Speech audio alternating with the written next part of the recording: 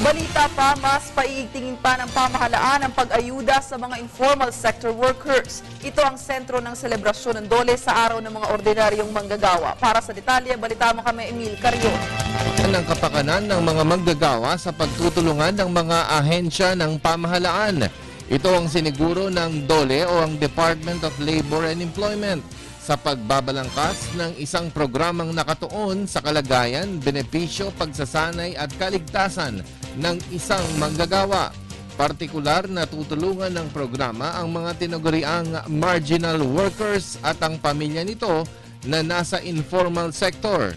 Kabilang sa mga ganitong uri ang mga namamasukan sa loob ng kani-kanilang mga tahanan, construction workers, maliliit na tindero, driver ng mga mababang pasweldong transportasyon, magsasaka at iba pang itinuturing na informal sector workers.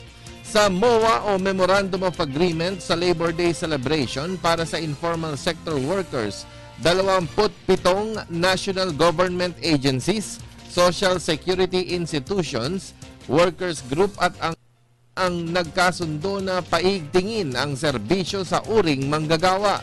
Siniguro na sa administrasyon ni Pangulong Benigno Noynoy Aquino III ay mapapadali ang pagpapagamot at serbisyong medikal, ayuda sa edukasyon, kalusugan at masustansyang pagkain sa anak at pamilya ng manggagawa, ayudang pinansyal at ang ayuda sa mga senior citizens o tumatandang mga manggagawa. Sa patuloy na pag-unlad ng ekonomiya ng Pilipinas, nasa likod nito ang galing, talento at lakas ng Pinoy worker. Kaya naman ang pamahalaan ay saludo sa tunay na boss ng lumalagong ekonomiya.